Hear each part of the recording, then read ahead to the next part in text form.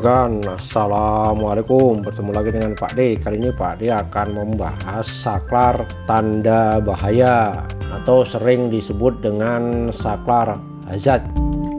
Hazard itu adalah artinya bahaya.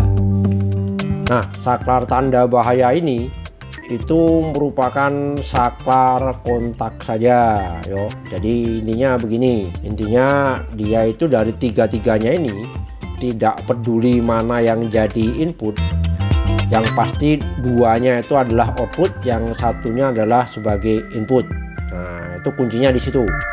Ya, warnanya boleh dibolak-balik. Misalnya yang putih sebagai input, kemudian yang keluarannya adalah yang biru sama yang merah. Atau kalau dibalik, masukannya merah ya, kemudian keluarannya yang biru ataupun yang putih, itu boleh saja, tidak ada masalah. Karena prinsipnya saklar hazard ini dia hanya sebagai pengontak dari tiga-tiganya. Kuncinya satu sebagai input dan dua sebagai output. Nah, ini gambarnya seperti ini.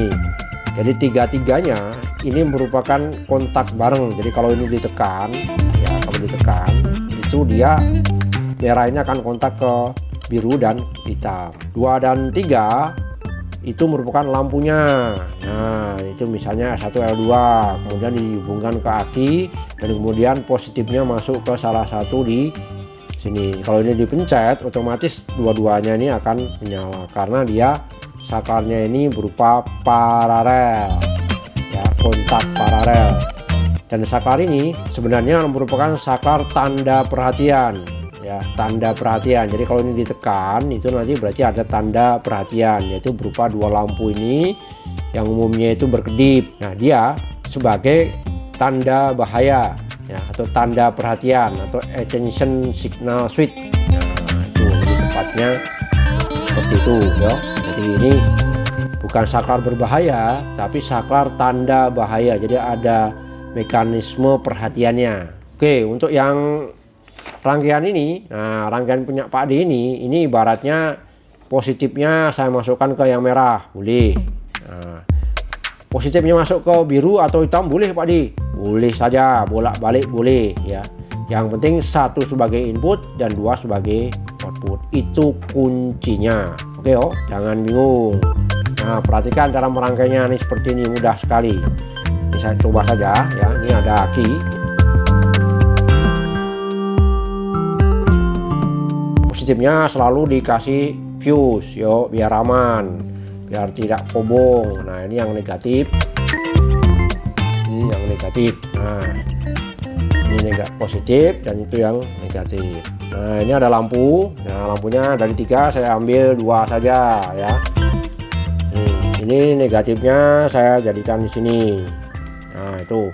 Kemudian ini lampunya ada 3 tapi saya ambil 2 saja. Ini lampu ke salah satu dari sini. Nah, ini misalnya lampu yang ke 1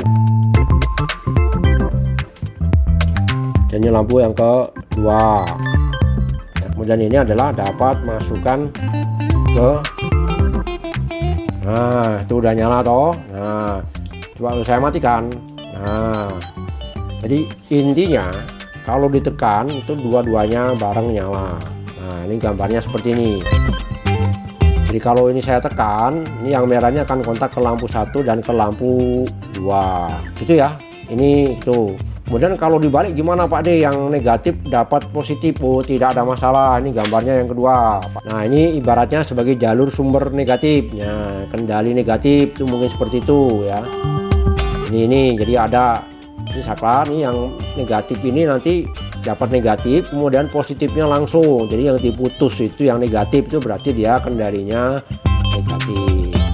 Kalau yang ini, yang ini gambar pertama tadi, ini yang diputus itu adalah yang positif, sumber positif, maka dia dikatakan sebagai kendali positif. Tuh ya.